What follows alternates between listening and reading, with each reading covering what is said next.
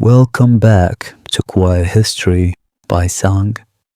In our previous journey, we explored how Vietnam was divided after the Geneva Accords of 1954, and on why American leaders became increasingly concerned about the spread of communism during the Cold War. Tonight, we continue that story. Rather than focusing on battles, we will quietly examine the decisions, political events, and growing tensions that gradually drew the United States deeper into Vietnam. Find a comfortable place to rest, slow your breathing, and let us continue a growing insurgency. By the late 1950s, the situation inside South Vietnam had become increasingly fragile. Although the government in Saigon continued receiving American financial assistance, many rural communities remained difficult to govern. Some villages supported the South Vietnamese government.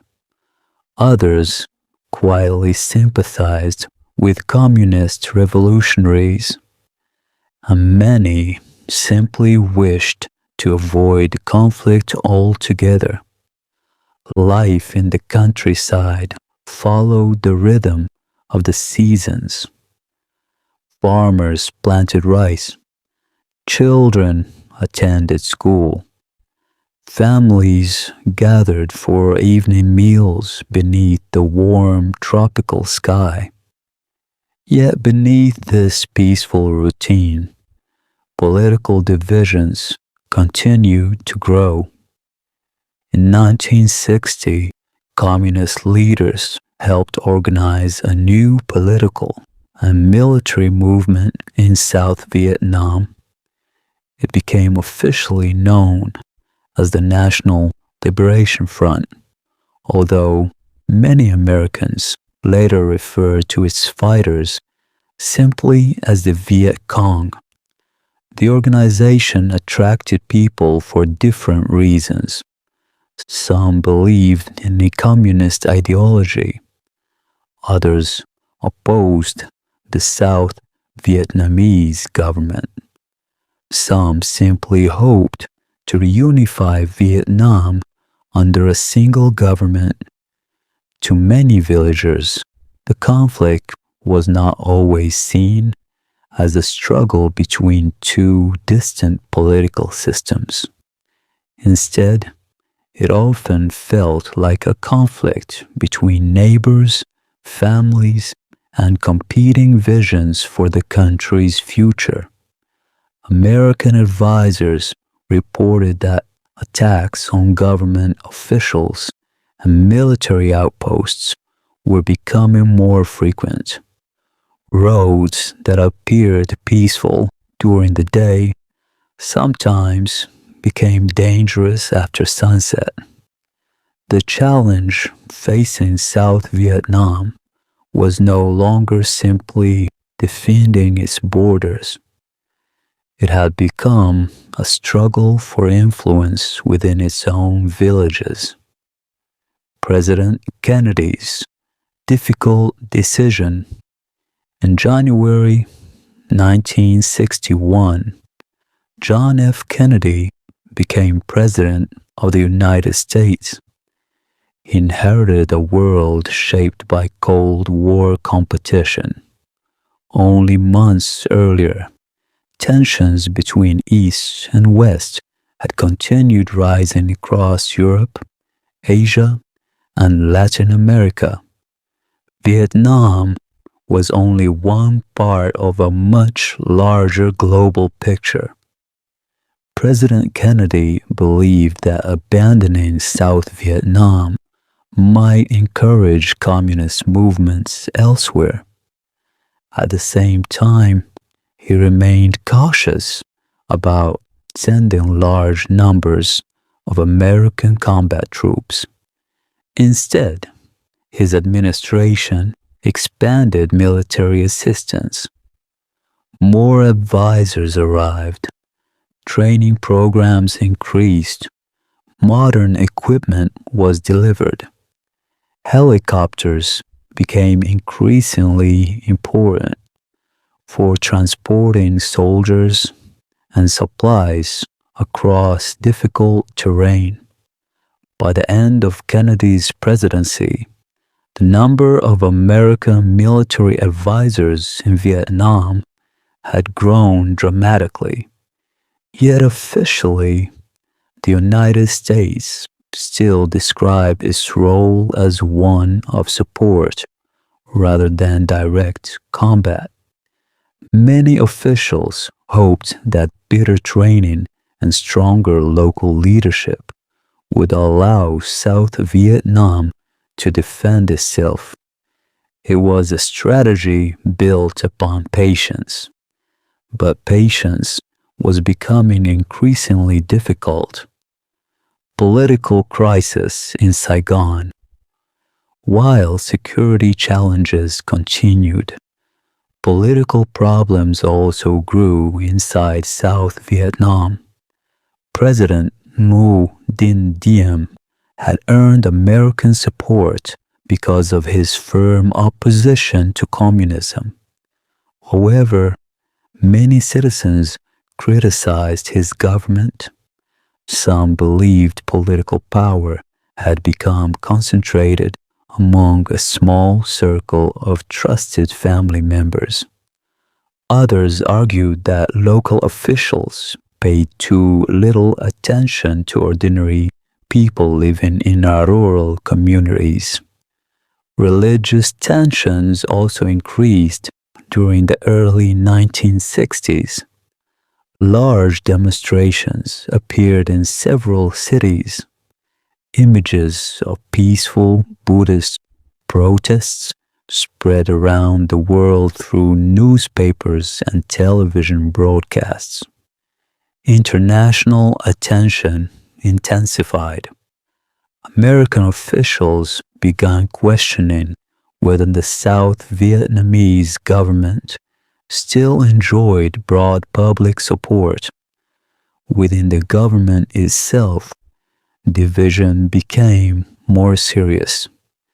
Senior military officers discussed the possibility of removing President Diem from power. In November 1963, South Vietnamese generals carried out a military coup. President Diem was removed from office and later died during the takeover. His death shocked many observers. Instead of bringing stability, the political situation became even more uncertain. Different military leaders struggled to form lasting governments. For American policymakers, Vietnam had become far more complicated than they had imagined only a few years earlier. The Gulf of Tonkin. Less than 1 year later, another event would dramatically change America's role.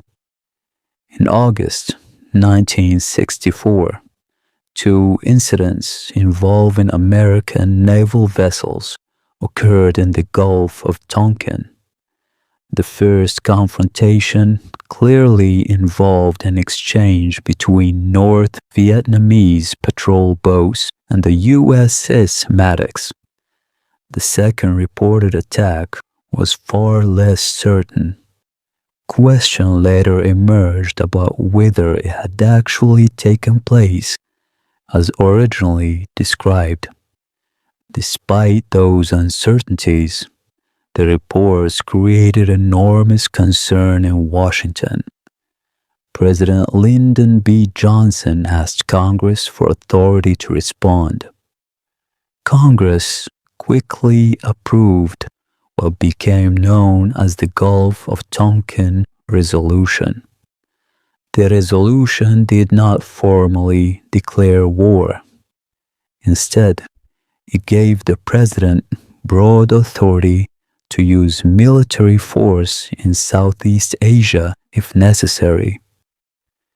At the time, many members of Congress believed they were providing flexibility during an international crisis. Few realized how significant that decision would become. It marked an important turning point. America's involvement was no longer limited to advisors and financial assistance. The possibility of direct military action had grown much closer. A road without easy answers. History rarely changes through one single moment. More often, it changes through a series of decisions. Each decision appears reasonable at the time. Each step seems temporary. Yet together, those small steps can lead to destinations few people originally expected. By early 1965, the United States stood at exactly such a crossroads. Years of financial aid, military advisors, political support, and growing concern over the Cold War has slowly transformed America's relationship with Vietnam. The road ahead remained uncertain. Many hoped peace could still be preserved. Others believed stronger military action had become unavoidable. No one could know how long the conflict would last, or how deeply it would affect millions of lives on both sides of the Pacific Ocean. Thank you for joining me for another quiet journey through history. In our next story, we will leave Vietnam behind and explore another fascinating chapter from the past. Until then, rest well, sleep peacefully, and thank you for listening to Quiet History by Sang.